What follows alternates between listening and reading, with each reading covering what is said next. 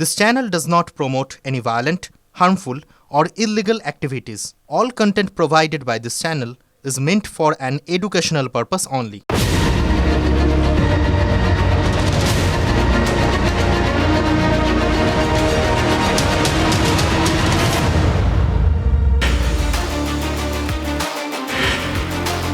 আসুন দিদি আসুন।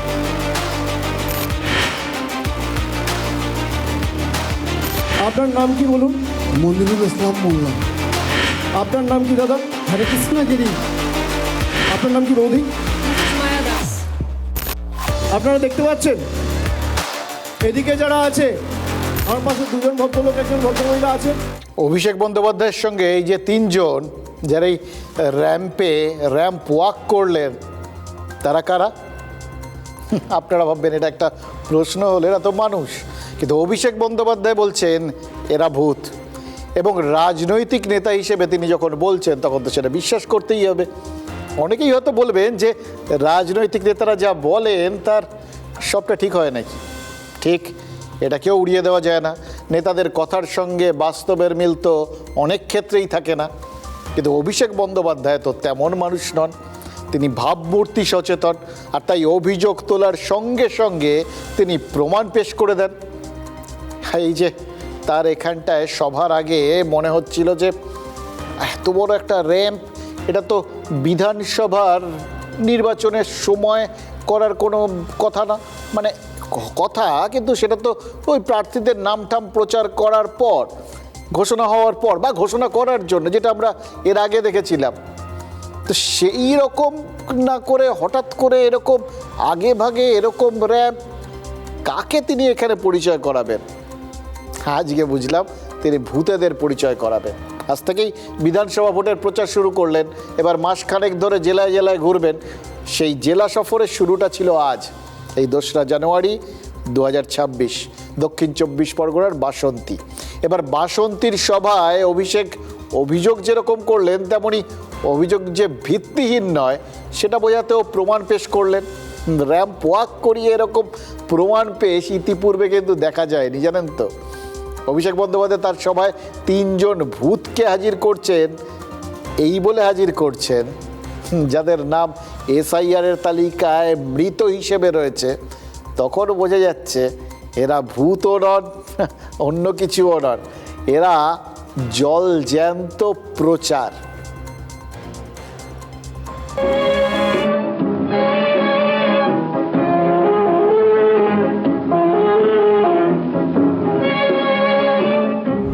এই যে আজকে র্যাম্প হয়েছে, সবার খুব কৌতূহল, কেন র্যাম্প হয়েছে, কেন র্যাম্প হয়েছে? এই র্যাম্পে আজকে আমি 3 জন ভূতকে হাঁটাবো, 3টে ভূত। এখানে 2 জন ভদ্রলোক আছে, একজন ভদ্রমহিলা আছে, সবাই দেখতে পাচ্ছেন? দাদা এদিকে একটু দেখান, দেখতে পাচ্ছেন? দেখতে পাচ্ছেন সবাই? আপনার নাম কি বলুন? মনিরুল ইসলাম মোল্লা। আপনার নাম কি দাদা? হরে কৃষ্ণ গিরি। আপনার নাম কি বৌদি? মিসেস মায়া দাস। আপনারা দেখতে পাচ্ছেন এই 2 জন ভদ্রলোক দিয়ে দেখছেন, 2 জনের বাড়ি হচ্ছে মেটিয়াবুরুজ বিধানসভা, আর বৌদির বাড়ি হচ্ছে কাকদ্বীপ বিধানসভা। দেখতে পাচ্ছেন কি? আমি একা দেখছেন না 4 জন দেখছেন? কজন দেখছেন? কজন? ইলেকশন কমিশন এদের দেখতে পাচ্ছেন না, এদের মৃত ঘোষণা করে দিয়েছে। এই জন্য আমি র্যাম্প মানিয়েছি। আর এরকম 3-4টে কেস না, খালি দক্ষিণ 24 পরগনা জেলায় 24 জন রয়েছে যারা জীবন্ত বহাল তবিয়তে রয়েছে, কিন্তু এদের দেখিয়ে দিয়েছে মারা গেছে। এদের কি চক্রান্ত? বাংলার মানুষ যাতে ভোটাধিকার প্রয়োগ না করতে পারে, এদেরকে মৃত দেখিয়ে দেওয়া হয়েছে। আরে আমরা যতদিন আছি, একটা মানুষের মৌলিক অধিকার আমরা যেতে দেবো না। দিল্লি আগামী দিন তৃণমূল যাবে, বিজেপির দালালরা তৈরি থাকো, ভ্যানিশ কুমার তৈরি থাকো, তৃণমূল দিল্লিতে যাবে। দেখুন, ইদানিংকালে সিনেমার প্রচার টচারের অভিনব বিভিন্ন পদ্ধতি আমরা দেখেছি। কি না করেন, কেউ ট্রেনে চড়ে ফেলেন, কেউ ছদ্মবেশে বাড়িতে বাড়িতে ঘুরে বেড়ান, এরকম বহু কিছু হয়। কিন্তু নির্বাচনী প্রচারে এরকম অভিনবত্ব, বিশ্বাস করুন আগে কখনো দেখিনি। এরকমভাবে যে র্যাম্প করে প্রচারটা শুরু করা যায় এটাও আমরা কখনো দেখিনি। এবং এই র্যাম্পে ভূত হাঁটানো এবং তার যে অভিঘাত সেটাকে উপস্থাপনা করে যে কত বড় বার্তা দেওয়া এটাও দেখিনি। এবার অভিঘাতের কথা বললাম, অভিঘাতটা কীরকম হবে দেখুন। যমদূতেরা ভুল করে সেই জীবন্ত মানুষকে যমালয়ে নিয়ে গেছিল, আপনাদের মনে আছে?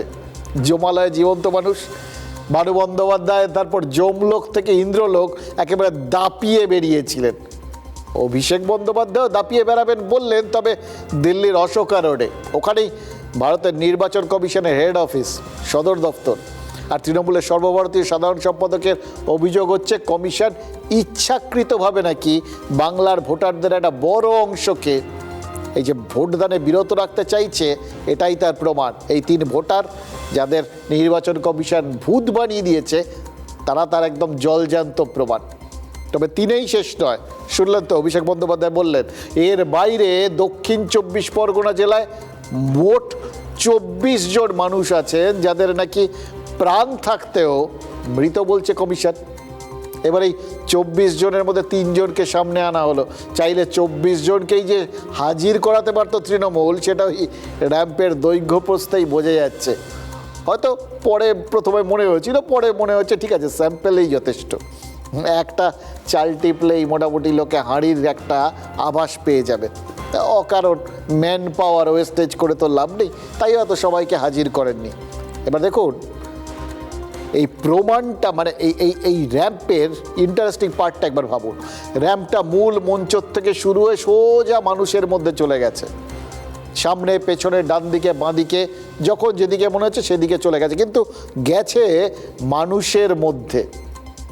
অভিষেক বন্দ্যোপাধ্যায় র্যাম্প ধরে হেঁটেছেন আর বার্তা দিতে চেয়েছেন কি, তিনি ভিড়ের কাছে মানুষের মধ্যে পৌঁছেছেন এবং একই সঙ্গে তিনি ওই প্রমাণদেরও, মানে তার বক্তব্যের প্রমাণদেরও মানুষের কাছে নিয়ে চলে গেছেন। দেখুন যখন এরকম প্রমাণ হাতে গরম দেখানো হচ্ছে তখন ভুল যে হয়েছে এতে তো কোনো সন্দেহ নেই। আমরাও মেনে নিচ্ছি যে নিশ্চিতভাবে এরকম বেশ কিছু ভুল হয়েছে। অভিষেক বললেন গোটা দক্ষিণ 24 পরগনায় 24 জন, জেলা হিসেবে দক্ষিণ 24 পরগনাটা যথেষ্ট বড়, তাতে কেউ যদি বলেন যে এত মানুষের মধ্যে মাত্র 24, এত বড় কর্মকাণ্ড চলছে, তার মধ্যে ভুল তো হতেই পারে। কিন্তু তাতেই এটা যদি আপনি ধরে নিতে চান তাহলে কিন্তু যে অভিযোগটা এতদিন ধরে তৃণমূল করছে সেটা মান্যতা পেয়ে যাবে। তাড়াহুড়োর কী দরকার ছিল? এটা তো মানুষের মানে একটা মরণ বাঁচনের বিষয়, এটাই তো তৃণমূল বলে এসছে প্রথম থেকে। ভুল করে যদি এই জীবিতদের মৃত দেখিয়ে দেওয়া হয় তাহলে তো কেলেঙ্কারি। সবাই বলবেন মানুষ মাত্রই ভুল করে, কিন্তু এই যাদের উপর ভুলটা হলো তাদের তো জীবন ওষ্ঠাগত হয়ে গেল, তারা আর মানুষ থাকলেন না, ভূত হয়ে গেলেন। এবার এই জায়গার থেকেই অভিষেক বন্দ্যোপাধ্যায় তারা সবটা মানুষের কাছে নিয়ে গিয়ে ফেলে দিয়েছেন, মানুষের মধ্যে নিয়ে গিয়ে ফেলে দিয়েছেন। কেন? মানুষজন তাদের চোখের সামনে প্রমাণ দেখে কিছু শিখবে, আর নেতাকর্মীরা তারা দলনেতাকে দেখে শিখবেন। অভিষেক বন্দ্যোপাধ্যায় তো বলে দিয়েছেন যে প্রাণ থাকতে একজনও চারপাশে যেখানে যেখানে বৈধ ভোটার আছেন বা এরকম জীবিতকে মৃত দেখিয়ে দেওয়া হয়েছে তাদের কারোর ভোটাধিকার যেতে দেবেন না।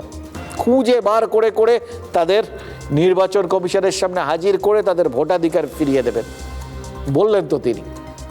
কিন্তু নেতাকে দেখে তৃণমূলের সাধারণ কর্মীরা কি কিছু শিখলেন? এই যে অভিষেকের এই 1 মিনিট 48 সেকেন্ডের যে ভূত দেখানো, এর মধ্যে কিন্তু অনেক কিছু শেখার আছে। কারণ অভিষেক বন্দ্যোপাধ্যায় তো বটেই, মমতা বন্দ্যোপাধ্যায় তো বারবার বলেছেন নির্বাচন কমিশন নাকি ইচ্ছে করে বাংলার ভোটার তালিকার থেকে বৈধ ভোটারদের নাম বাদ দিচ্ছে এবং তিনি সেটা কিছুতেই হতে দেবেন না। আমি পরিষ্কার করে বলছি, যাদের 54 লক্ষ মানুষের নাম বাদ গেছে তারা আবার অ্যাপ্লাই করবেন। এটা করতে ওরা বাধ্য, এটা আপনাদের অধিকার, না হলে ঘিরে বসে থাকবেন মেয়েরা। মমতা বন্দ্যোপাধ্যায় বলেছিলেন অভিষেক বন্দ্যোপাধ্যায় বলেছেন, এবং যেটা তারা বলেছেন তার প্রতি যে তারা পুরোপুরি সৎ সেটা প্রমাণ করার জন্যই তো এই তিনজনকে নিয়ে এসছেন। বাকিদের নিয়েও তিনি বলেছেন প্রয়োজনে দিল্লি যাবেন, তাদের কাজ তারা করছেন। কিন্তু বাকিরা, মুখ্যমন্ত্রী বাঁকুড়ার বড়জোড়ার সভায় বলেছিলেন কমিশন যে 54 লক্ষ ভোটারকে বাদ দিয়েছে তাদের সবাই যেন নামটা তোলার জন্য উদ্যোগ নেন। এবার উদ্যোগ শুধু তাদের নিতে বলেননি, বলেছিলেন তৃণমূলের বিএলএদের, তাদের ওপর দায়িত্ব দিয়েছিলেন ওই 54 লক্ষ মানুষকে খুঁজে বার করতে এবং তাদের নাম যাতে ওই নির্বাচন কমিশন আবার ভোটার তালিকায় তুলতে বাধ্য হয় তার ব্যবস্থা করতে। মানে যা যা করণীয়, যা যা দরকারি সবটা করে দিতে বলেছিলেন ওই বিএলএদের। এবার অনেকেই সেদিন একটু সংশয়ের বা দ্বন্দ্বের মধ্যেও পড়ে গেছিলেন, কারণ মুখ্যমন্ত্রী যখন বলেন তখন তো এমনি এমনি বলেন না, তথ্য প্রমাণ হাতে নিয়েই বলেন। এই যে অভিষেক বন্দ্যোপাধ্যায় 3 জন প্রমাণ হাজির করলেন, মানে মুখ্যমন্ত্রীর কথাগুলোকে সত্যি প্রমাণ করার দায়িত্ব নিলেন। অনেকে কিন্তু তারপরেও মনে মনে একটুখানি সংশয়ের মধ্যে পড়ে গেছিলেন তারপরে, যে 54 লক্ষ এদের সবার নামই ভোটার তালিকায় ফেরাতে হবে, এর মধ্যে তো মৃত ভোটারও আছে। মৃতদের তাহলে কীভাবে ফেরানো হবে? বিরোধীরা খানিকটা ব্যঙ্গ বিদ্রুপ করে বলছিলেন যে তাহলে কি তৃণমূল কংগ্রেস মৃতদের প্ল্যানচেট ট্যানচেট করে আনার কথা ভাবছে, তারপর তাদের দিয়ে ফর্ম ফিল আপ করানো হবে। কিন্তু অভিষেক বন্দ্যোপাধ্যায় দেখুন দলনেত্রীকে সত্যি প্রমাণ করার জন্য প্রমাণ করে দিলেন যে সব মৃতই মৃত নয়। 3 জনকে দেখালেন, আরও বাকি কজনকে খুঁজে বার করেছেন সেটাও বলে দিলেন। এবার দেখুন, এটা যদি এই পর্যন্ত দেখার পর আপনাদের সবারই মোটামুটি যখন সংশয়টা প্রায় কেটে গেছে যে না, এই নেতারা অত্যন্ত ইমেজ সচেতন এবং এদের কথা এবং কাজে মিল আছে, এদের কোনো ফাঁক থাকে না বক্তব্যের মধ্যে, তখনই নির্বাচন কমিশন তারা কিন্তু আবার নিজেদের নির্ভুল প্রমাণ করতে এবং এই তৃণমূলের বিএলএরা যে ঠিকঠাক কাজ করছে না সেটা প্রমাণ করতে, অর্থাৎ নিজেদের রক্ষণ আর পাল্টা আক্রমণে একটা তৃণমূলের ঘরের মধ্যেই অশান্তি ঢুকিয়ে দিতে কিছু তথ্য প্রমাণ পেশ করেছে। ইনফ্যাক্ট তথ্য প্রমাণটা প্রত্যেক দিনই তারা পেশ করছে। দেখবেন কোনো বিখ্যাত লোক যখন হাসপাতালে ভর্তি থাকেন না, প্রত্যেক দিন তার মেডিকেল বুলেটিন বেরোয়। তার কারণ হচ্ছে যে তার সম্পর্কে অসংখ্য মানুষের উৎকণ্ঠা থাকে, তিনি কেমন আছেন, কি হচ্ছে, চিকিৎসায় সাড়া দিচ্ছেন কিনা। আমাদের গোটা রাজ্যটা এই মুহূর্তে কিন্তু খাবি খাচ্ছে, জানেন তো, কারণ প্রত্যেকেই ভাবছেন যে আমি আছি তো, মানে আমি ঠিক আছি তো। এখন কেউ যদি জিজ্ঞেস করেন কেমন আছেন, তারা পাল্টা বলছেন আহা মন নেই এখানে, আপনি জিজ্ঞেস করুন মোটা ফেলে দিয়ে কেন আছেন, সেই রকমই চলছে চারপাশে। তো এই সমস্ত একটা যখন বাতাবরণ তৈরি হচ্ছে, সোজা কথায় কি হয় বাতাবরণ, সেই সময় লোকের মনের এই সংশয় নিরসনে প্রত্যেক দিনই ওই কমিশন মানে তাদের এসআইআরটা কীরকম আছে, তার মানে স্বাস্থ্য ঠিক আছে কিনা, তারা চিকিৎসায় সাড়া দিচ্ছে কিনা, এইটা বোঝার জন্য প্রত্যেক দিনই তাদের ওয়েবসাইটে এসআইআর সংক্রান্ত তথ্য আপডেট করছে। ওই হেলথ বুলেটিন, এসআইআরের হেলথ বুলেটিন বলতে পারেন। এবার গতকাল সন্ধে পর্যন্ত যে তথ্য কমিশন দিয়েছে সেই তথ্যটা কিন্তু আবার ওই বললাম একই সঙ্গে তৃণমূলের শীর্ষ নেতৃত্বের দাবির সঙ্গে মিলছে না এবং কমিশনকে ক্লিন চিট দেওয়ার দিকে এগোচ্ছে। এবং শুধু সেখানেই নয়, কমিশনের তথ্য তৃণমূলের অফিসিয়াল অবস্থান বা তথ্যকে চ্যালেঞ্জ করার পাশাপাশি তাদের ভেতরে মানে দুটো প্রশ্ন তুলে দিচ্ছে, যে হয় বিএলএরা দলীয় নেতৃত্বের কথা সূত্রে কাজ করছেন না, এটা হলে তো ভয়ঙ্কর ব্যাপার, এরা শৃঙ্খলাহীনতা দলের মধ্যে চলে আসছে, এটা প্রমাণ হয়ে যাবে। আর নয়তো নেতারা যা বলছেন বিএলএরা বুঝতে পারছেন যে সেগুলো ঠিক নয়, সেই জন্য তারা চুপচাপ হাত গুটিয়ে বসে কমিশনকেই সমর্থন করছেন। কি কেলেঙ্কারি অবস্থা বুঝতে পারছেন? প্রতিদিন এসআইআর-এর তথ্য পরিসংখ্যান পেশ করে জাতীয় নির্বাচন কমিশন। 1 জানুয়ারি কমিশনের ওয়েবসাইটে ভেসে ওঠে এ রাজ্যে বহুজন সমাজ পার্টি বিএলএ দিয়েছে 21 জন। 21 জন বিএলএর মধ্যে বহুজন সমাজ পার্টির তরফে একজন ভোটারের নাম তালিকায় তোলার দাবি করা হয়েছে। ভারতীয় জনতা পার্টি অর্থাৎ বিজেপির 60,186 জন বিএলএর মধ্যে একজন ভোটারের নাম তোলার দাবি জানিয়েছেন। সিপিআইএমের 49,079 জন বিএলএর মধ্যে 2 জন ভোটারের নাম তালিকায় ঢোকানোর দাবি জমা পড়েছে নির্বাচন কমিশনে। ভারতের জাতীয় কংগ্রেসের তরফে 18,773 জন বিএলও থাকলেও একজন ভোটারের নামও তালিকায় ঢোকানোর কথা বলা হয়নি। ন্যাশনাল পিপলস পার্টির 6 জন বিএলএ রয়েছেন, তারাও কোনো ভোটারের নাম তালিকায় ঢোকানোর আবেদন করেননি। ফরওয়ার্ড ব্লকের 1,885 জন বিএলএ থাকলেও তাঁরা মাত্র একজন ভোটারের নাম তালিকায় ঢোকানোর আবেদন করেছেন। তৃণমূলের বিএলএ সংখ্যা 77,091। তৃণমূলের তরফে তালিকায় বাদ যাওয়া ভোটারের মধ্যে 3 জন ভোটারের নাম বিএলএদের তরফে ফের ভোটার তালিকায় তোলার আবেদন করা হয়েছে। এই কলামের ঠিক নিচেই নির্বাচন কমিশন জানিয়েছে 1 জানুয়ারি সন্ধে পর্যন্ত নিজের নাম তোলার দাবি জানিয়েছেন এ রাজ্যের 1,74,459 জন ভোটার। এই নির্বাচন কমিশনের এই যে বুলেটিনটা, এটা কিন্তু সর্বসমক্ষে প্রকাশিত আর কি, ওয়েবসাইটে তুলে দেওয়া মানে সবার জন্য। এবার সেটাতে চোখ বোলালে অনেকের অনেকগুলো বিভ্রান্তি কেটে যাবে এবং অনেকগুলো চমক অপেক্ষা করবে। প্রথম চমকটা কি? নির্বাচন কমিশন যে তথ্য আর পরিসংখ্যানটা দিয়েছে এই বুলেটিনে, তাতে কি দেখছেন? তাতে আপনাদের প্রথম ধাক্কাটা লাগবে, আরে আমরা তো শুনেছিলাম, বারবার তৃণমূল নেত্রীও বলছিলেন যে এই যে বিজেপির তো সেইভাবে বিএলএ নেই, ওই জন্য ওরা এই চাইছে না যে ওই শুনানির সময় বিএলএরা হাজির থাকুক, এই দাবিটা তারা তুলছে না, কারণ তারা বিএলএ দিতে পারবে না। এটা ঠিক, রাজ্যে তৃণমূলের বিএলএ ওই বিজেপির থেকে বেশ খানিকটা বেশি। এখন পর্যন্ত মোট 77,000 বিএলএ রয়েছে তৃণমূলের, সেখানে 17,000 প্রায় পিছিয়ে, 60,000-এর মতো বিএলএ রয়েছে বিজেপির, মানে 17,000-এর মতো পিছিয়ে রয়েছে। কিন্তু ফারাকটা যে বিরাট এমন নয়। এবার তার সঙ্গে যে ব্যাপারটা, এই যে বামেরা মোটামুটি মুছে ফাঁকা হয়ে গেছে, এটাই সবাই ধরে নিয়েছিলেন।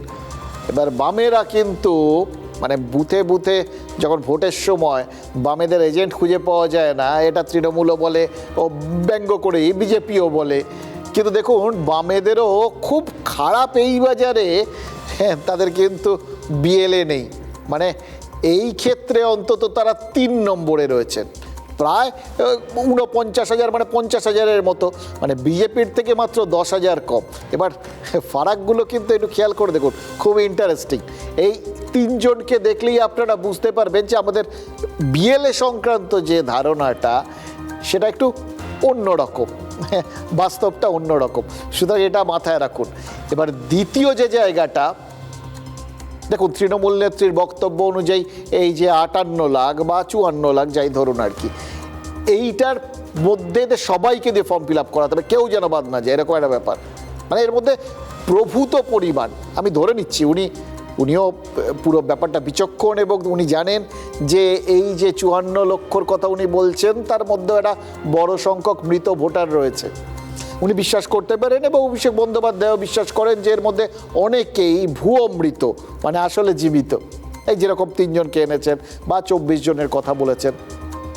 কিন্তু দেখুন, তৃণমূলের 77,000 বিএলএ মাত্র 3 জন এরকম ভোটারকে খুঁজে পেয়েছে, যাদের মানে এখন পর্যন্ত যোগ্য, যাদের নামটা ওই ভোটার তালিকায় থাকা উচিত, কিন্তু ভুলবশত যাদের নামটা বাদ দেওয়া হয়েছে। 3 জন ভোটারকে তো শুধু ওই বাসন্তীতেই দেখিয়ে দিয়েছেন অভিষেক, বলেছেন দক্ষিণ 24 পরগনাতেই 24 জন আছেন। তাহলে বিএলএরা কি এদের খুঁজে পাচ্ছে না? এবার দেখুন, শুধু একটা জেলাতেই যদি ধরে নিই, অভিষেকের কথা মতো শুধু মৃত জীবিত এইরকম কনফিউশনে নাম বাদ গেছে 24 জনের, তাহলে গোটা রাজ্যে কতজন বাদ যেতে পারে? আর শুধু এর বাইরে, এটা তো শুধু ওই একটা কারণ, মানে বেঁচে থাকা, যদিও বেঁচে থাকাটাই আসল ব্যাপার, কিন্তু সেটা বাদ দিয়েও বাকি যে কারণগুলোতে বাদ গেছে, যেগুলো সবই মোটামুটি আপনার তৃণমূলের কথা শুনলে মনে হবে উদ্দেশ্য প্রণোদিতভাবে বাদ দেওয়া হয়েছে, তাদের একজন কাউকেও খুঁজে পাচ্ছেন না বিএলএরা। এটা যদি হয়, ওই বললাম, নির্বাচন কমিশন কি প্রমাণ করতে চাইছে যে যেটা তৃণমূল মুখে বলছে আসল বাস্তবটা আলাদা, এবং সেই জন্যেই এই উল্টোটা করছেন তাদের বিএলএরা, অর্থাৎ কিছুই করছেন না, চুপচাপ হাত গুটিয়ে বসে আছেন। এটা শুনে আবার অনেকের মনে পড়ে যাবে যে SIR এর শুরুতে তৃণমূল বিরোধিতা করেছিল, কিন্তু তলায় তলায় কর্মী যুগিয়ে কমিশনকে কাজে সহযোগিতাও করেছিল। তাই এখন মুখে লক্ষ লক্ষ নামবাদের অভিযোগ তুললেও বাস্তবে তৃণমূল কর্মীদের কাজ কি বুঝিয়ে দিচ্ছে যে তারা কমিশনের কাজে আসলে কোনো ভুল খুঁজে পাচ্ছে না। দেখুন, এই গোটা বিষয়টায় কিন্তু একটা বড় সড় দ্বন্দ্ব তৈরি হয়েছে চারপাশে। নাকি এটাও একটা স্ট্র্যাটেজি, সমস্ত কিছু গুছিয়ে রাখা হচ্ছে, এরপর একদম শেষ মুহূর্তে গিয়ে 15 তারিখ অবধি সময় আছে, একদম শেষ মুহূর্তে গিয়ে হয়তো ঝপাঝপ সব আবেদনগুলো জমা পড়বে, যাতে নির্বাচন কমিশন তার আগে পর্যন্ত কিছু জমা পড়ছে না দেখে খানিকটা নিশ্চিন্তে একটু গা ছাড়া দেয় আর কি। তারপর হঠাৎ করে ওই ঝটিকা আক্রমণে নাজেহাল হয়ে যায়। দেখুন, যুদ্ধ মতো চলছে, কিন্তু যাই বলুন, সবাই নিজের মতো কৌশল করছে, একে অন্যের দিকে তোপ দাগছে সুবিধে মতো, এবং একে অন্যকে বেকায়দায় ফেলার চেষ্টা চালিয়ে যাচ্ছে। কিন্তু এর বাইরেও তো একটা জিনিস আছে, আমি দেখছিলাম ওই যে 1,74,000 সামথিং, মানে 74.5, এই সংখ্যক মানুষ তারা কিন্তু সরাসরি নির্বাচন কমিশনে ওই ফর্ম জমা দিয়ে অভিযোগ করেছেন যে, বা তাদের দাবি যে তাদের ভোটার তালিকায় নাম থাকা উচিত ছিল কিন্তু বাদ দেওয়া হয়েছে। ধরে নিচ্ছি এই 1,74,500 মতো যারা আছেন, এরা সবাই ভোটার তালিকায় থাকার যোগ্য, আর তার সাথে এখন পর্যন্ত 3। এই টোটাল সংখ্যাটা বাদ দিয়েও তো ওই যে 54 বা 58 হাজার বাদ দেওয়া হচ্ছে, তাতে তারা বিরাট সংখ্যক লোক থেকে যান। তাহলে তারা সবাই যথাযথ কারণেই বাদ পড়েছেন কি? সেই জন্যই কি আর কেউ হাতে তথ্য প্রমাণ নেই, ওই জন্য আবেদন করতে পারছেন না ভোটার তালিকায় নাম তোলার জন্য? দেখো, এই লিস্ট কিন্তু বেরিয়েছে, বেশ কয়েকদিন হয়ে গেল, আর আজকে 1 তারিখের পর আর কয়েকদিন হাতে সময় রয়েছে। এমনিতে সবাই যেরকম পড়ি করে ভোটার তালিকায় নাম তোলার জন্য দৌড়ঝাঁপ শুরু করেছিলেন বা কাগজপত্র সব জোগাড় করার চেষ্টা করেছিলেন, এটা তো নিশ্চিত যে মুহূর্ত থেকে তাদের নামগুলো বাদ গেছে তাদের রাতের ঘুম চলে গেছে। সুতরাং তড়িঘড়ি সমস্ত তথ্য প্রমাণ জড়ো করে তারা যে ছুঁড়ে দেবেন, এটাই তো স্বাভাবিক। দেননি এখনও যদি, তাহলে তো মানতে হবে তথ্য প্রমাণ সংগ্রহটা, মানে অন্তত আবেদন করার মতো তথ্য প্রমাণ সংগ্রহ করাটা তাদের পক্ষে একটু কঠিন হচ্ছে। তাহলে নির্বাচন কমিশন বহুলাংশেই ঠিক কি? আরও একটা দিক আছে। দেখুন, এই 1,74,500 এরা সরাসরি তারা নির্বাচন কমিশনে জমা দিয়ে দিলেন। এখন পর্যন্ত সব দলের বিএলএ মিলিয়ে এই ভুল নাম আর কি, তাদের বাদ দেওয়াটা ভুল হয়েছে এটা বলে নাম তোলার জন্য মোট আবেদন জমা দিয়েছেন 8 জনের। মানে বুঝতে পারছেন, অধিকাংশ মানুষজনেরই কি তাহলে এই বিভিন্ন রাজনৈতিক দলের বিএলএদের ওপর বিশেষ ভরসা নেই?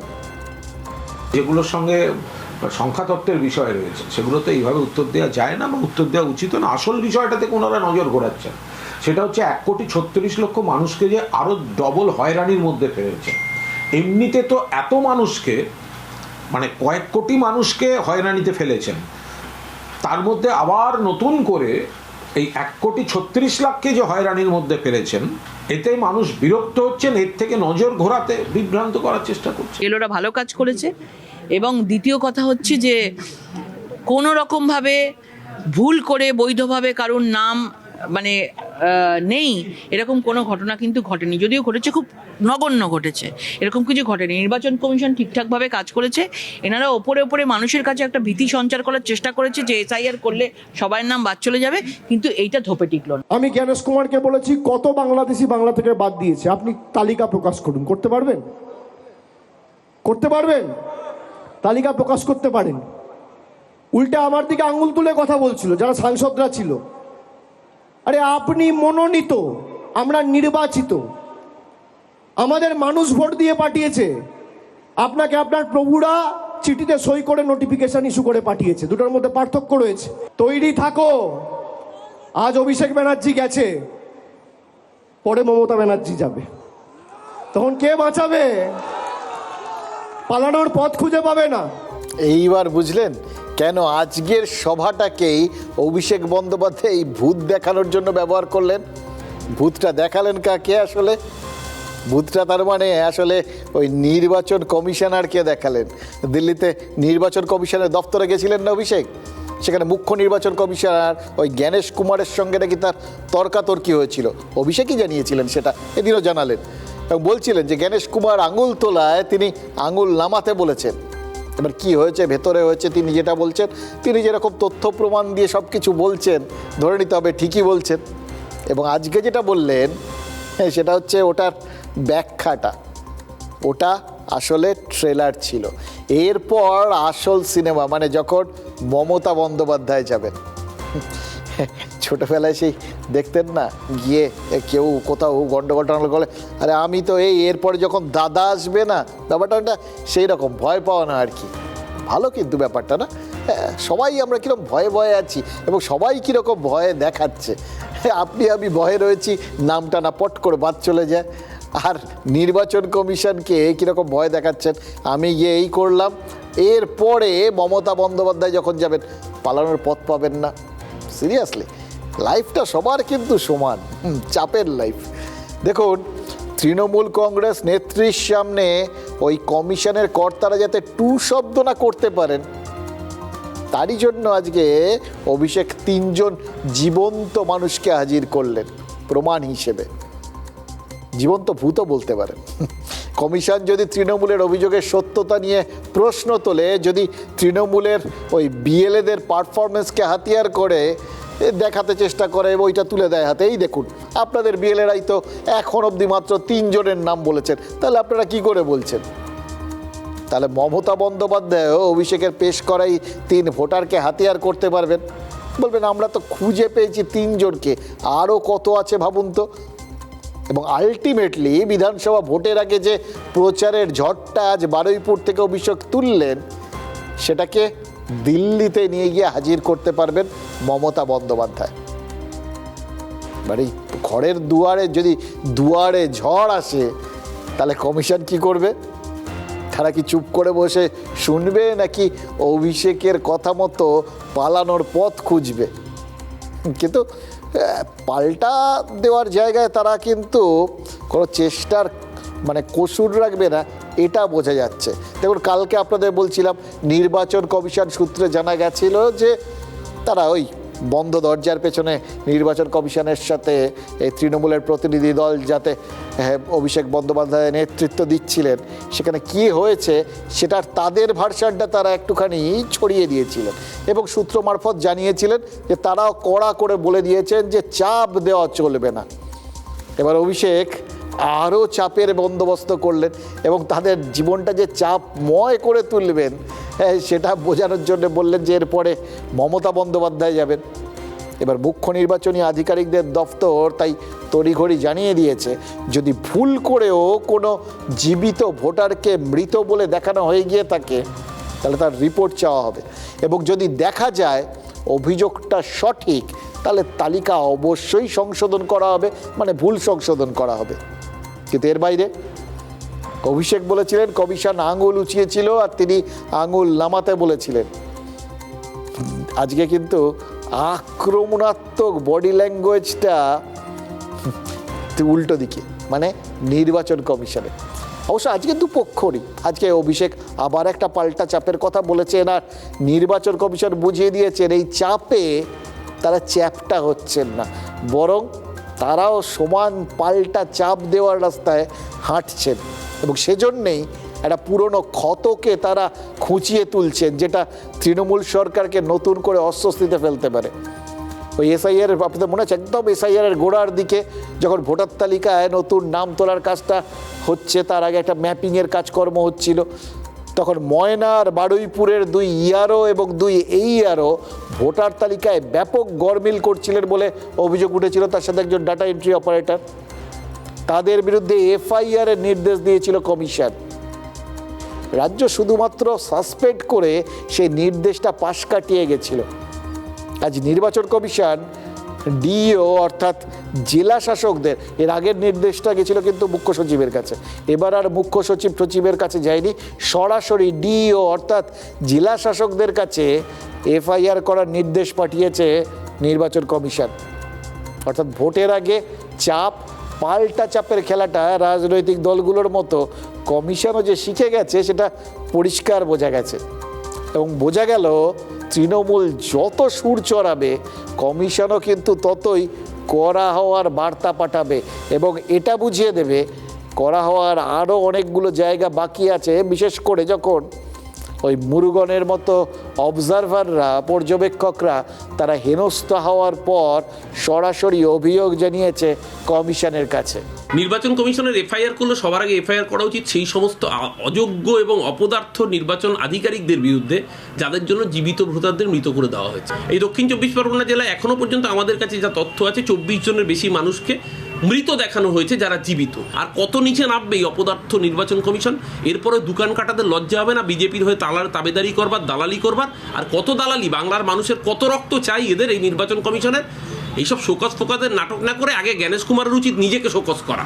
সব বিজেপির পাপ ঢাকার জন্য, নিজেদের পাপ ঢাকার জন্য বিজেপিকে মদত করছে আর বিজেপির পাপ ঢাকার চেষ্টা করছে। দেখুন, এর বাইরেও একটা জায়গা আছে। এই কদিন আগে শোনা যাচ্ছিল না যে নির্বাচন কমিশনার এবং নির্বাচন কমিশনের বিরুদ্ধে এফআইআর হচ্ছে, অর্থাৎ এফআইআরের বদলা কিন্তু এফআইআর, পরিষ্কার বলে দেওয়া হচ্ছে, একদম শেয়ানে লড়াই আর কি। আর তাই অভিষেক বন্দ্যোপাধ্যায় যেরকম তার রণসংকল্প যাত্রা শুরু করলেন, সেরকম পাল্টা বিজেপিও পরিবর্তন সংকল্প যাত্রা শুরু করলো। গোটা মানে ভোটের বাজারটায় শুধু ওই বললাম শেয়ানে টক্কর, পাল্টা মার এই সমস্ত চলছে আর কি। যে যেভাবে দেখবেন সেই রকমভাবে চালিয়ে যাচ্ছেন। একদিকে অভিষেক নিজে নেমে তারপর মমতা বন্দ্যোপাধ্যায়ের আগমন বার্তা দিচ্ছেন, মানে ডবল ডোজ। আর বিজেপিও প্রচারের প্রথম দিনেই জোড়াফলা ব্যবহার করেছে। 1 শুভেন্দু অধিকারী আর 2 মিঠুন চক্রবর্তী। মালদার চাঁচলে সভা করলেন শুভেন্দু আর কোচবিহারে সভা ছিল মিঠুন চক্রবর্তীর। এবার অভিষেক বন্দ্যোপাধ্যায়ের সভায় যেরকম কমিশনের বিরুদ্ধে পেশ করার জন্য ওই 3 জ্যান্ত ভূত ভোটার ছিলেন আর কি, তেমনি মালদায় শুভেন্দুর সভায় ছিলেন বোরখা পরা মুসলিম মহিলারা। অর্থাৎ সবাই কিছু না কিছু প্রমাণ করার তাগিদ দেখাচ্ছেন এবং সেটা হাতে গরম প্রমাণ নিয়ে। এবার এক্ষেত্রে এই মুসলিম মহিলাদের উপস্থিতিটা কি প্রমাণ করছে? এটাই প্রমাণ করার চেষ্টা করবে বিজেপি যে এই যে তাদের বিরুদ্ধে একটা প্রচার হচ্ছিল, তারা শুধু হিন্দুত্ব নিয়েই মশগুল, এই সংখ্যালঘু ভোট নিয়ে বিশেষ তারা আগ্রহী নয়, বরঞ্চ তাদের বাদ দিয়ে তারা সমস্ত কিছু ভাবনা চিন্তা করছে। শুভেন্দু কিন্তু এবার এই বাকি কদিন ওই মহিলাদের উপস্থিতিটাকে দেখিয়ে প্রমাণ করার চেষ্টা করবেন এটা নেহাতি অপপ্রচার। এ রাজ্যে শুধু হিন্দু নয়, সংখ্যালঘুরাও তাদের দিকে ঝুঁকেছেন, প্রমাণের চেষ্টা। এবার ইতিমধ্যেই সংখ্যালঘু প্রধান ওই মালদায় বিশেষ নজর দিতে বলে গেছেন অমিত শাহ। সেটা যে এমনি নয় সেটা তো বোঝা যাচ্ছে। মালদায় আইএসএফ, মিম বা হুমায়ুন কবিরের ওই জনতা উন্নয়ন পার্টির মতো তারাও যে তৃণমূলের সংখ্যালঘু ভোটটা কাটতে সমান উদ্গ্রীব এবং তাতে চেষ্টার কোনো কসুর করবে না, এটা কিন্তু বিজেপি বুঝিয়ে দিচ্ছে। হয়তো সেই ভোটের ওপর ভরসা করেই শুভেন্দু অধিকারী আজ একটু বেশি আত্মবিশ্বাস দেখিয়েছেন। অমিত শাহ প্রথমে কি বলেছিলেন, ওই রাজ্যের 2/3 মানে 196 আসন জেতার কথা বলেছিলেন। তারপর তিনি রইয়ে রইয়ে চাপ বাড়ানোর জন্য হয়তো পরের দিন বিজেপির বৈঠকে বলেছিলেন 196-93 নয়, আসলে ওটা তলার হাত ছিল, ওপরের হাতটা তো তিনি দেননি। ওপরের হাতটা কত, 200 আসন জিততেই হবে। ভদ্রলোকের এক কথা, এটাই হয়তো প্রমাণ করার চেষ্টা করছিলেন। 21-এ বলেছিলেন 200, এবারও সেই 200তেই আটকে রয়েছে, যা হবে ওই 200তেই হবে। আজ মালদায় শুভেন্দু অধিকারী বলেছেন তারা 220টা আসন জিতবেন। আচ্ছা, এই সংখ্যাটাই যে বাড়িয়ে দিলেন, আবার মাঝখানে সংখ্যা বলা বন্ধ হয়ে গেছিল, অমিত শাহ বলার পর থেকে কিন্তু আবার সংখ্যা বলতে শুরু করলেন। শুভেন্দু অধিকারী কি এই তৃণমূলকে চাপে ফেলতে চাইলেন, নাকি এই যে কয়েকজন মুসলিম ভোটারকে তিনি সভায় হাজির করলেন, এটার মাধ্যমে মানে মুসলিমরাও তার দলের দিকে আসছে এইটা বুঝিয়ে এবং তাতে তাদের সাফল্যের ঘোড়াটা আরও কতটা বাড়তি ভরবে এটা প্রমাণ করার জন্যই ওই জয়ের সম্ভাব্য আসন সংখ্যাটা আরও 20 বাড়িয়ে দিলেন। কিন্তু প্রশ্ন একটাই, তার এই 220 আসনের দাবি তার নিজের দলকেও চাপে ফেলে দেবে না তো? আর শুধু কি দল, শুভেন্দু অধিকারী তো মনে হচ্ছে কেন্দ্রীয় সরকারকেও চাপে ফেলতে পারেন।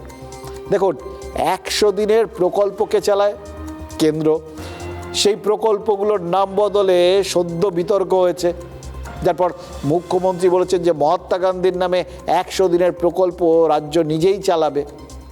আর আজ শুভেন্দু অধিকারী বলেছেন এ রাজ্যে তারা ক্ষমতা এলে 200 দিনের প্রকল্প শুরু হবে। এটা তো শুধু তৃণমূলের সরকার নয়, কেন্দ্রের বিজেপি সরকারও চাপে পড়ে যেতে পারে। বিজেপিকে আনুন, আপনাদের 100 দিনের কাজ তো দেবই, আরো বিজেপির রাজ্যের সরকার আরো 100 দিনের কাজ দেবে, 200 দিনের কাজ বিজেপি দেবে। প্রতিশ্রুতি, এর উপর তো কোনো জিএসটি নেই, ফলে যার যা মনে আসছে বলে দিতে পারেন। প্রথম প্রশ্ন হচ্ছে, বিজেপি শাসিত কোন রাজ্যে এগুলো আছে সেগুলোকে করে দেখাক। এত টাকা দেবো, তোমার বিজেপি শাসিত রাজ্যে তুমি করোনি কেন? এখানে তো মমতা ব্যানার্জি করেছিলেন নানা ধরনের স্কিম। লক্ষ্মীর ভান্ডার খারাপ নয়, যারা পাচ্ছেন তারা নেবেন, নিশ্চয়ই নেবেন, মানে এটা আপনার টাকা, আপনাদের ট্যাক্স পেয়ারের টাকা। কিন্তু আপনার সন্তান যদি বিবেকী হয়, সে তো বেকার বসে আছে। আপনার স্বামী যে দুর্নীতি করতে চায় না, বেকার বসে আছে। এখানে কি আছে বলুন তো? না উদ্যোগ আছে, না কারখানা আছে, না চাকরির ব্যবস্থা আছে, না শিক্ষা আছে, না স্বাস্থ্য আছে, কিচ্ছু নেই। এই রাজ্যের মধ্যে 2 জায়গায় হিন্দুদের সবচেয়ে বড় জোট হয়েছে, হিন্দু আদিবাসীদের। একটা উত্তর মালদায় 85% হিন্দু পদ্মফুলে ভোট দিয়েছে। যদি গোটা রাজ্যে উত্তর মালদাকে দেখে সনাতনীরা একটু এগিয়ে আসে না, 200 নয় 220টা সিটে বিজেপি জিতবে। শুভেন্দুবাবু যেটা বলছেন, অনেকে অনেক কিছু বলছেন, আপনারা মিলিয়ে নেবেন, তো মিলিয়েই তো বলছি। 2021 সালে তো আপনি বলেছিলেন আপকি বার 200 বার আমরা সরকার করছি, মিলিয়ে নিলাম, হয়নি, ফ্লপ জ্যোতিষী। দেখুন, রাজ্যে 100 দিনের প্রকল্পে টাকা বন্ধের অভিযোগ উঠেছিল কেন্দ্রের বিরুদ্ধে, আপনারা জানেন সেটা। বাংলার মানুষকে বঞ্চনা করা হচ্ছে এই অভিযোগ তুলেছিল তৃণমূল তখন। সেটা মানুষ কিন্তু এই গত লোকসভা নির্বাচনের ফল বোঝাচ্ছে যে মানুষ খানিকটা বিশ্বাসও করেছিলেন। এবার শুভেন্দু অধিকারী কি সেটা মাথায় রেখেই বুঝেছেন যে বন্ধ করার প্রচারটা মানুষের কাছে ঠিক সেরকমভাবে গ্রহণযোগ্য হয় না, বরঞ্চ দেওয়ার প্রচারটা বা দেওয়ার সম্ভাবনাটা সেটা অনেক বেশি গ্রহণযোগ্য। সেটা বুঝেই কি তিনি বোঝালেন যে তারা ক্ষমতায় এলে 100 দিন তো বটেই, বোনাস হিসেবে আরও 100 দিনের কাজ পাবেন বাংলার মানুষ। এবার এটা দেখে মানুষজন আবার যাতে হয়তো খানিকটা আশাও করতে শুরু করবেন, মোটামুটি সবই ওরা কি তাহলে ডবল প্রতিশ্রুতি দিচ্ছে? মানে এই হিসেবে ধরলে লক্ষ্মীর ভাণ্ডার অ্যাটলিস্ট 2000 বা অন্যান্যগুলোতে এরকম ডবল হতে থাকবে। আচ্ছা, ওই যারা ওই সাইকেল টাইকেল পান কেন, কন্যাশ্রী, রূপশ্রী, এই বিভিন্ন প্রকল্পগুলো যাতে সাইকেল দেওয়া হয়, সেখানে কি দুটো করে সাইকেল দেওয়া হবে, নাকি 2 চাকার বদলে 4 চাকা দেওয়া হবে? এটা কিন্তু কেউ প্রচারের মধ্যে বলতে পারেন, মানে মানুষজন যখন পাচ্ছে একটু ভালো করে পাক না, এটা এখনও বললে কিন্তু ভালো, এটি জায়গাটা ফাঁকা আছে কিন্তু। আর ডবল যখন সব হচ্ছে, মানুষ এই প্রত্যাশাটা কোনো না কোনো সময় যদি করে বসে, তো মানুষকে দোষ দেওয়া যাবে না, কারণ মানুষের ধর্মই সবাই জানেন, বসতে পেলে শুতে চায়। আর আমাদের যখন চাইবই, তখন ভালো করে চাওয়াই ভালো। কিন্তু যাই বলুন, একটা জিনিস আপনাদের বুঝতেই হবে, ভোটের সময় নেতারা তার মানে ইমেজ কনসাস হচ্ছে, কিন্তু নেতারা যত নিজেদের ভাবমূর্তি সম্পর্কে, মানে ওই নেতিবাচক বন্ধ করে দেবো, তার বদলে বাড়তি দেবো, এটা বলে নিজেদের একটা মেক ওভার, ভাবমূর্তির বদল আনার চেষ্টা করছেন, অন্যরকম অবতারে লোকের সামনে হাজির হওয়ার চেষ্টা করছেন, একটা ইতিবাচক নেতিবাচক থেকে পজিটিভ। তো কমিশন, নির্বাচন কমিশন, তারাও মনে হচ্ছে সেই ইমেজ সম্পর্কে খুব সচেতন হয়ে পড়েছে। দেখুন, এসআইআরে শুনানির ডাক পেয়ে লাইনে যে মানুষজনকে দৌড়ে এসে দাঁড়াতে হচ্ছে, বয়স্ক প্রবীণ নাগরিকরা যে বাদ যাচ্ছেন না, অসুস্থদের দাঁড়াতে হচ্ছে, এবং এই নিয়ে বিবিধ রকম অভিযোগ সাধারণ মানুষই তাদের দিকে তুলছেন। এটার মধ্যে রাজনৈতিক দলগুলো তো ধুয়ো দিচ্ছে, কিন্তু আসল হয়রানি তো সাধারণ মানুষের হচ্ছে, এটা বাস্তব। এবং মানুষজন অত্যন্ত ক্ষিপ্ত, এটা নিয়ে কোনো সন্দেহ নেই। সবচেয়ে বেশি সমালোচনা শুরু হয়েছিল ওই 85 বছরের বেশি বয়সীদের শুনানির লাইনে দাঁড়ানো নিয়ে, যেক্ষেত্রে সব থেকে বড় যুক্তি ছিল কমিশনের ওই নিয়ম, তার নিচের মানুষজনকে হয়তো বলা হতো যে ঠিক আছে তাদের যেতে হবে, কিন্তু 85-র ওপর আসতে হবে না। এটা কিন্তু কমিশন বলেছিল, কিন্তু বলে সেটার কোনো বিজ্ঞপ্তি জারি করেনি, ফলে সেটা প্রচারও হয়নি। এবার সেই প্রবীণ ভোটারদেরই শুনানির লাইনে গিয়ে দাঁড়াতে হচ্ছিল, ফলে কমিশনকে স্বাভাবিকভাবেই কাঠগড়ায় দাঁড়াতে হয়েছে। এর জন্য অনেক অসুস্থ ভোটার, তারাও ওরকম দাঁড়িয়ে কমিশনের বিরুদ্ধে ক্ষোভ বাড়িয়েছেন। এবার সেই ভুলটাই এবার শুধরে নিল। তারা বলল, কমিশন সিদ্ধান্ত নিয়েছে যে শুনানির সময় ওই অসুস্থ, প্রতিবন্ধী আর ওই 85 বছরের বেশি বয়সী যে বৃদ্ধারা রয়েছেন, তাদের তো কোনোভাবেই লাইনে দাঁড়াতে হবে না, এবং যদি এইরকম কাউকে দেখা যায় যে লাইনে দাঁড়িয়েছেন, শুনানি কেন্দ্রে এসে হাজির হয়েছেন, তাহলে কিন্তু শাস্তি পাবে সংশ্লিষ্ট বিএলও, দায়ী করা হবে সুপারভাইজারকেও। মানে ভোটের বাজারে নিজেদের ভাবমূর্তি সাফসুতরো রাখতে এই যাবতীয় দায়টা তারা চাপিয়ে দিলেন কাদের ওপর? ওই নিচের তলায় যারা কাজকর্মগুলো করছেন, এতদিন ধরে ঘুরে ঘুরে নাজেহাল হচ্ছেন, সেই বিএলও বা তাদের ওপরের ধাপের ওপর। এটাই তো দস্তুর, এটা থেকে আমরা অভ্যস্ত, যাই বলুন না কেন। নেতারাও দেখবেন দলের নেতা কর্মীদের ওপর খারাপ কাজের দায় ঠেলে দেয়, বা অফিসের ক্ষেত্রেও দেখবেন যে বেশি একটু ওপরে রয়েছে, সে সারাক্ষণ ওই ভুলের দায়টা তার নিচের অধস্তনদের ঘাড়ে ঠেলে। বাঙালি অভ্যস্ত। এক্ষেত্রে কমিশনও কিন্তু এই বিএলও আর সুপারভাইজারদের ঘুরিয়ে সেই দায়টা চাপিয়ে সেই একই পরম্পরাটাকে বজায় রাখলো। হাতে গোনা কয়েকজন হবে, তাহলে তাদের বাড়িতে গিয়ে তাদের এই ভেরিফিকেশনটা করতে অসুবিধাটা কী ছিল? আমরা তো প্রত্যেকটা রাজনৈতিক দল ইলেকশন কমিশনকে সাধুবাদ জানিয়েছিলাম সেদিন। তাহলে যে প্রসেসটা তারা নিজেরাই চালু করেছিল, হঠাৎ করে সেটাকে ক্ষেত্রে করলো না, তারপরে এত সমালোচনার পরে যাও বা চালু হলো, তাও কোনো জায়গায় হচ্ছে, কোনো জায়গায় হচ্ছে না। সুতরাং এসআইআর প্রক্রিয়ার মধ্যে যে একটা মস্তিষ্কবিহীন তড়িঘড়ি হয়েছে পশ্চিমবাংলায়, এই নিয়ে তো কোনো সন্দেহের অবকাশ নেই। তো ইলেকশন কমিশনকেও বারবার স্বীকার করতে হয়েছে, এবং নিয়মও তাই। সম্ভবত রিসেন্টলি নির্বাচন কমিশন বিএলও নোটিফিকেশন জারি করেছে, কিছু বিএলওর বিরুদ্ধে অ্যাকশনও নিয়েছে। কিছু বিএলও বেআইনি কাজ করে তৃণমূলের কথায় মানুষকে খেপানোর চেষ্টা করছে। কোনো বয়স্ক লোককে আসার দরকার নেই, তাদের বাড়িতে গিয়ে ভেরিফিকেশন হবে। নির্বাচন কমিশন কিছু বিএলওর বিরুদ্ধে সেই শাস্তিমূলক ব্যবস্থাও নিয়েছে। দেখুন, নির্বাচন কমিশন যাদের ওপর এই দায়টা চাপাচ্ছে, সেই বিএলও এবং সুপারভাইজাররা, এরা যে সবাই খুব খারাপ কাজ করছেন এরকম কিন্তু নয়। দেখুন, এরাই তো ওই ম্যাপিং করেছেন, এরাই তো ঘুরে ঘুরে এই সমস্ত তথ্য প্রমাণ সংগ্রহ করেছেন, কোনো রকম অভিজ্ঞতা না থাকা সত্ত্বেও কিন্তু করেছেন। এবং সেই জন্যই যে এখন পর্যন্ত যে 54 লক্ষ নাম প্রাথমিকভাবে বাদ গেছিল, সেই সংখ্যাটার মধ্যে থেকে ওই দেখলেন সব মিলিয়ে 8 জন, আর ওপাশে 1,74,000, এই পরিমাণ শুধু মানে তারা নিজেরা দাবি করেছেন তাদের নামটা থাকা উচিত। সেই অর্থে কাজ ভালোই করেছেন বলতে হবে। আরও একটা তারা যে ভালো কাজ করেছেন তার প্রমাণ এই এক্ষুনি জানতে পারলাম, জানেন তো। এই যে ধরুন এই যখন বাদের তালিকাটা ঘোষণা করেছিল নির্বাচন কমিশন, তারপর একই সঙ্গে তারা তো সন্দেহভাজন 1,36,00,000 নাম দিয়েছিল, বলেছিল এদের বেশ কিছু গন্ডগোল পাওয়া গেছে আর কি।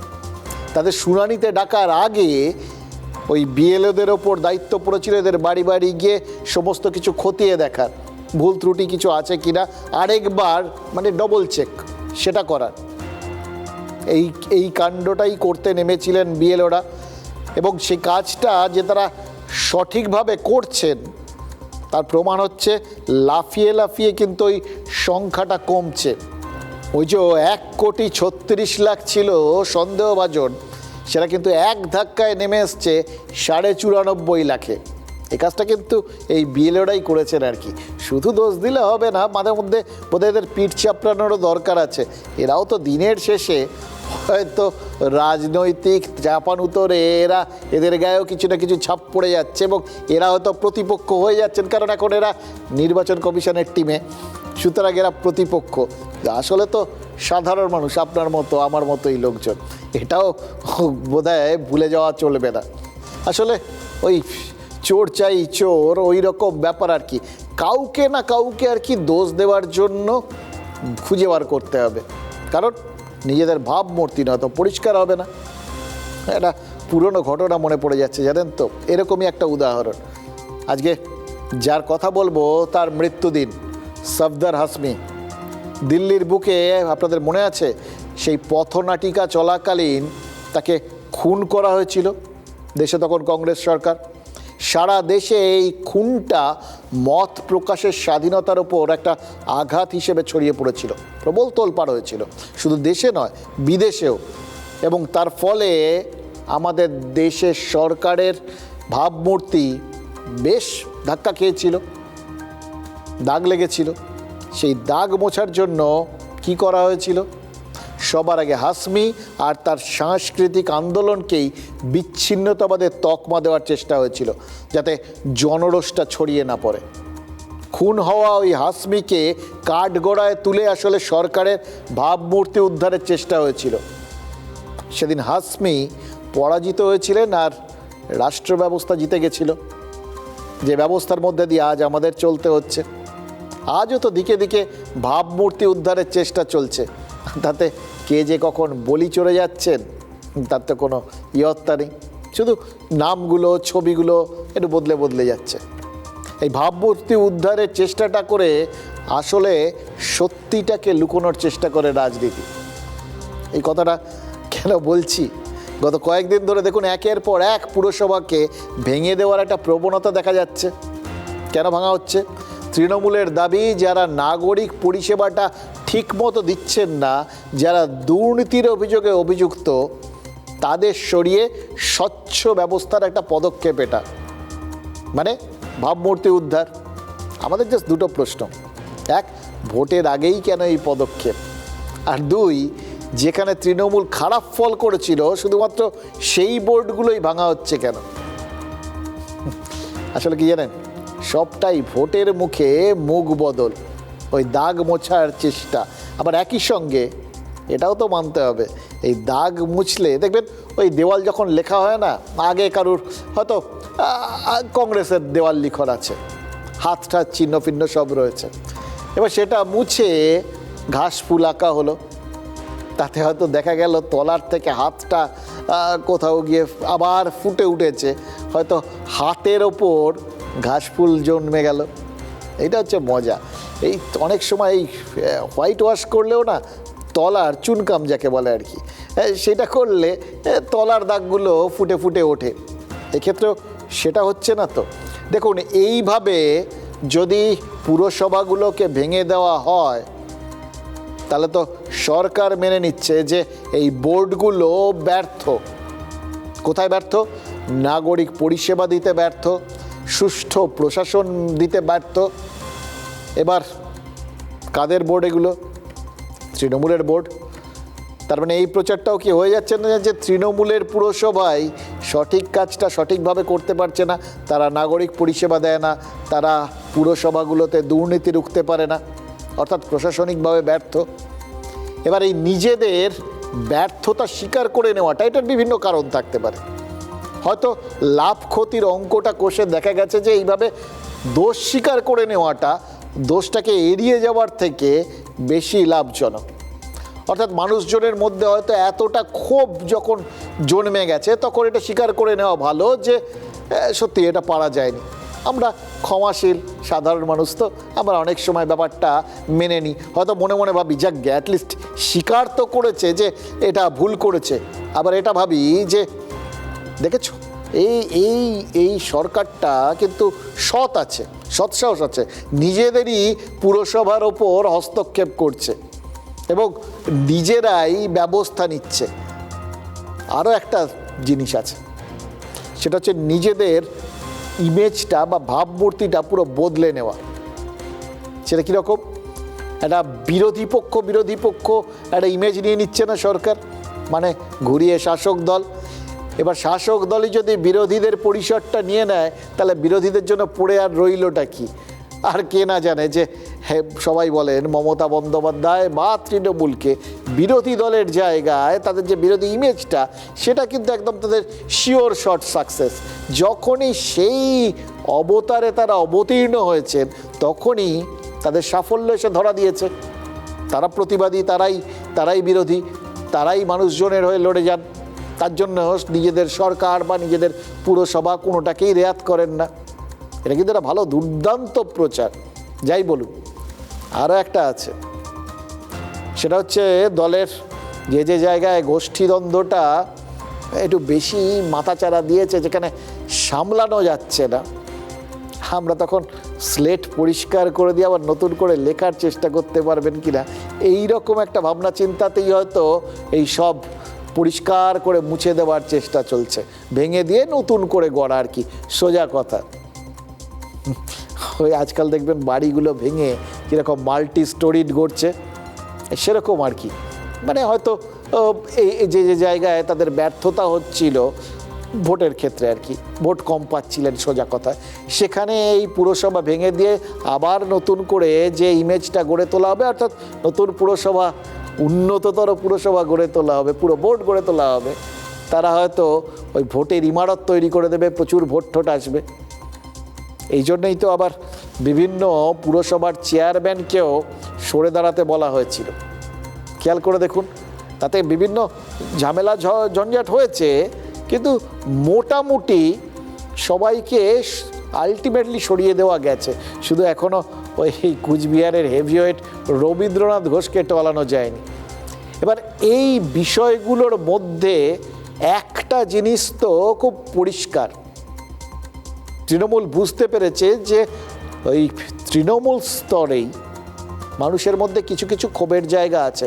আমরা আজকাল বহু এমন বিষয়গুলো নিয়ে আসলে রাজনীতি আমাদের ব্যস্ত করিয়ে দেয় না, যেগুলো আলটিমেটলি মানুষের কোনো কাজে থাকে না। তো এটাই রাজনীতির নিয়ম, যেগুলো মানুষের কাজে লাগে, মানুষের জন্য প্রয়োজনীয়, অর্থাৎ ধরুন নাগরিক পরিষেবা, রাস্তাঘাট, আমাদের শিক্ষা, স্বাস্থ্য, এইগুলোকেই সচরাচর রাজনীতি এইগুলোর মধ্যে খুব একটা ভেরে না, এগুলোকে সাইড লাইনের ধারে রাখে। আপনাদের মাতিয়ে রেখে দেয় এমন সব জিনিসগুলো নিয়ে, যেগুলোর সঙ্গে আপনার আমার দৈনন্দিন প্রয়োজনের বা জীবন ধারণের বিন্দুমাত্র কোনো সম্পর্ক নেই। সেটাই তো তারা করে থাকেন আর কি। তো সেই জন্যেই মাঝে মধ্যে যখন তারা এই ব্যতিক্রমী পদক্ষেপগুলো নেন, এগুলো হচ্ছে টুইস্ট, কাহানি মে টুইস্ট বলে না, সেরকম আর কি, লোকজনের মধ্যে একটা ঝটকা দেওয়া। এবার মুশকিল হচ্ছে ঝটকাটা যদি একটু বেশি হয়ে যায়, তখন একটু ঝুঁকি হয়ে যায় না। মানে দেখুন, 136টা পুরসভার পুর নিগমের মধ্যে 102টোই তৃণমূলের, মানে মোটামুটি একাই 100 বললেও কিছু কম বলা হয় না। সরকারেও তৃণমূল, পুরসভাতেও তৃণমূল, উন্নয়নে বাধা দেওয়ার তো কেউ নেই। তারপরেও যে এই নাগরিকদের ক্ষোভ সামাল দিতে পদক্ষেপ নিতে হচ্ছে, এটা দেখে আবার কেউ বলে উঠবেন না তো যে এই নিয়ন্ত্রণটাই হারিয়ে ফেলেছে। পয়সা তোলার জন্য করছে। এর আগে যে চেয়ারম্যান হয়েছিল সে পয়সা দিয়েছিল, এখন ভোট নতুন চেয়ারম্যান মানে নতুন পয়সা লাগবে, নতুন চেয়ারম্যান হবে পয়সা দিয়ে, যে যত বেশি পয়সা দিতে পারবে তার হবে। 16টি ওয়ার্ডের মধ্যে 16টি ওয়ার্ডে বিগত ইলেকশনগুলোতে হেরেছে, যার ফলে তাদের সৎসাহস নেই পৌর ভোট করানোর। পৌর ভোট করলে তৃণমূল কংগ্রেস জামানত জব্দ হবে, মানুষের পৌর পরিষেবা চুলোই গিয়েছে। হ্যাঁ, গোষ্ঠীদ্বন্দ্ব কারণ তো অবশ্যই, এটা তো মানতেই হয়। মানে অর্ধেক কাউন্সিলর হতে দেখা গেল ওর বিপক্ষে চলে গিয়েছে, রিতা দাসের বিপক্ষে চলে গিয়েছে। যারা গিয়েছে, যারা এইসব মানে 2 নম্বরই করেছে, তারাই হয়তো 2 নম্বর। অভিষেক ব্যানার্জি প্রথম থেকে বলেছেন পারফরমেন্স ড্রিভেন পার্টি। সেই পুরসভাগুলোতেই চেঞ্জ হয়েছে যেখানে দলের পারফরমেন্স সামগ্রিকভাবে খারাপ হয়েছে। দেখুন, তৃণমূল তার মানে নিজেদের পুরনো বাড়ি ভেঙে সেখানে নতুন ইমারত গড়ার স্বপ্ন দেখছে। মানে এই যে বদল না, ঘর বদল, এবার যারা ওই ঘরে থাকতেন তাদের হঠাৎ ওই ইমারতে ঢুকে কীরকম লাগবে আমি জানি না, কিন্তু এই ঘর বদলটা খুব ইন্টারেস্টিং জিনিস একটা, মানুষের প্রচুর ধাক্কা ঠাক্কা লাগে। এবার দিলীপ ঘোষের ধাক্কা লেগেছে কিনা সেটা অবশ্য বলতে পারবো না, হয়তো প্রাথমিক ধাক্কাটা অনেক বেশি ছিল। মানে ওই যখন তিনি ওই বিজেপির রাজ্য সভাপতির থেকে প্রাক্তন সভাপতি হয়ে গেছিলেন, তখন বিজেপি কার্যালয় ওই মুরলীধর সেন লেনের কার্যালয় থেকে তার যে একটা ঘর ছিল যেখানে তিনি রেগুলার গিয়ে বসতেন, সেখানে সভা টভা করতেন, সেই ঘরটা বন্ধ হয়ে গেছিলো। মানে তাকে ঘর থেকে বেঘর করা হয়েছিল, সোজা কথা হচ্ছে এটা। নিশ্চিতভাবেই ধাক্কা খেয়েছিলেন তিনি, কিন্তু এবং তারপর থেকেই মোটামুটি তিনি রাজ্য বিজেপিতে ব্রাত্য হয়ে গিয়ে একলা চলরে পথে চলছিলেন আর কি। কিন্তু সেই একলা চলার অবস্থান যেটা, সেটার অবসান ঘটেছে এই অমিত শাহের সফরের পর। অমিত শাহ ফিরে এসে সবাইকে ধমক দিয়ে বলে দিয়েছেন যে সবাই মিলে একসাথে চলতে হবে, এবং তাকে হাত ধরে নিয়ে দলের মধ্যে তার যে অবস্থান এবং তার যে জায়গাটা সেখানটায় বসিয়ে দিয়েছেন। মানে সোজা কথা একটা সম্মানজনক জায়গা। তারপর থেকেই দিলীপ ঘোষের দেখুন হাব ভাব দেখে পুরো বদল এসে গেছিলো আর কি। এবার দিলীপ ঘোষ কিন্তু প্রথমে দলের ভেতরে জায়গাটা ফিরে পেয়েছিলেন, এবার ঘরটাও ফিরে পেলেন। এটা আবার সল্ট লেকে অন্য অফিসে, কিন্তু এখন তো এটাই বিজেপির রাজ্য দপ্তর হয়ে গেছে। এবার তাতে তার জন্য একটা ঘর বরাদ্দ হলো, এটাকে ঘর ওয়াপসিও বলতে পারেন আর কি। তো নিশ্চিতভাবেই এটা তার কাছে কোন ঘরটা নতুন চমক সেটা আমি জানি না। প্রথম ধাক্কাটা বেশি ছিল না, আজকে ফিরে পাওয়ার প্রশান্তিটা বেশি, কিন্তু এটা বোঝা যাচ্ছে যে অমিত শাহ তিনি কিন্তু একটা বড় ধাক্কা এখানকার রাজ্যে যারা আছেন নেতা তাদেরও দিলেন, জানেন তো। মানে তারা মনে করেছিলেন বলেই তো ঘরটা গেছিল, তারা মনে করেছিলেন বলেই তো সাইড লাইনে চলে গেছিলেন দিলীপ ঘোষ। এবার হাত ধরে যখন ঊর্ধ্বতন কর্তৃপক্ষ কাউকে ঢুকিয়ে দেন, তখন তো মুখ বুঝে সহ্য করতে হয়। সেক্ষেত্রে ভেতরে আবার জমাটমা বাষ্প কিছু থাকবে না তো, মনে আর মুখে কি আছে রাজনৈতিক নেতাদের কিন্তু সহজে বুঝতে পারবেন না। সুতরাং আমরা বোঝার চেষ্টা করছি না, কিন্তু এটা বুঝতে পারছি রাজ্য রাজনীতিটাতেও ভোল বদল পুরো দস্তুর চলছে।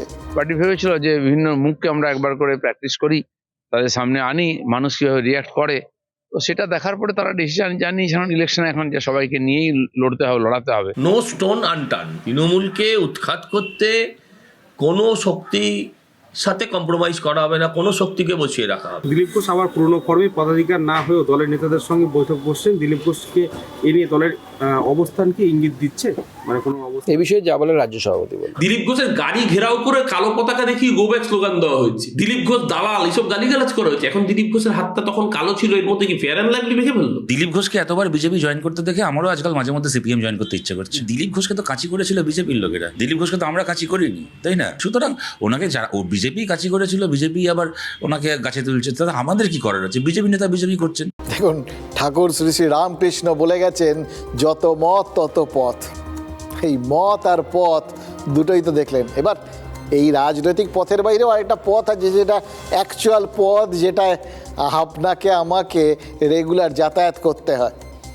রাস্তাঘাটে রেগুলার দেখছি কিন্তু মোটামুটি রাস্তাঘাটও পাল্টি খেয়ে যাচ্ছে। মানে রাজনীতির মতো রাস্তাঘাটেরও ভোল বদল হচ্ছে। আসানসোলের জামুরিয়ার ওই চুরুলিয়া, এখানেই জায়গাটা বিখ্যাত, এখানে কাজী নজরুল ইসলাম জন্মগ্রহণ করেছিলেন।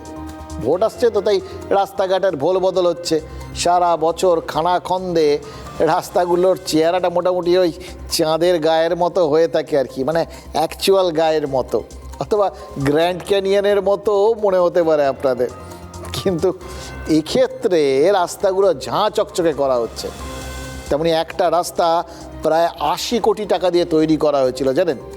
এবার রাতারাতি ভোল বদল করা হয়েছে তো রাস্তা পিচ হয়ে গেছে ভাবছেন তো, ভাঙাচোরা রাস্তা একদম হাইওয়ে হয়ে গেছে এরকম ভাবছেন তো।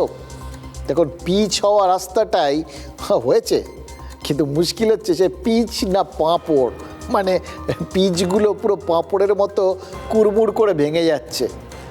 আসলে ভোল বদলটা এত তাড়াতাড়ি হলে এরকমই বোধহয় হয়। ভোট আসছে তো তাই উন্নয়নের জোয়ার বইছে চারিদিকে, একটু ধৈর্য তো ধরতেই হবে। চুরুলিয়া ছেড়ে চলুন জলপাইগুড়িতে, ওখানে আবার উন্নয়নের ডবল ধামাকা। কেন্দ্র এবং রাজ্যের পুরসভার যৌথ উদ্যোগে অমৃত প্রকল্প চলছে, পানীয় জলের প্রকল্প উদ্বোধন হয়ে গেছে। হ্যাঁ, কল এসছে কিন্তু জল নেই। চেয়ারম্যান বলেছে জনতার জন্য কল খুলে দেওয়া হলো, কিন্তু জল না, ওটা এখন পাওয়া যাবে না। মানে ওই ধরুন টেট পরীক্ষা হয়েছে কিন্তু চাকরিটা হবে কি হবে না তার গ্যারান্টি নেই, সেরকম ব্যাপার আর কি। তাই নির্বাচন কমিশন কবে দুম করে ভোট ঘোষণা করে দেবে তার কোনো ঠিক ঠিকানা নেই। এই যে শুনলেন অমিত শাহ এসে ওই একবার বলে গেছিলেন যে এপ্রিলের 15 তারিখ নতুন সরকার হয়ে যাবে, মানে কেউ তো বুঝে উঠতে পারছে না কখন কি হবে। যদি হয়ে যায় তখন তো আর উদ্বোধন করা মুশকিল। কিন্তু ভাবমূর্তি বদলাতে হলে হাতে গরম তো প্রমাণ রাখতে হবে। তারা যে জনমুখী এবং উন্নয়নটা যে সত্যিই আছে, সেটা কুড়মুড় করে রাস্তা ভাঙলেও আছে, আর শুধু কল থাকলেও, জলহীন কল থাকলেও আছে। সেটা তো রাজনীতিকে মাথায় রাখতে হচ্ছে। তাই কল হলো কিন্তু জলপানটা অবাক জলপান হয়ে গেল।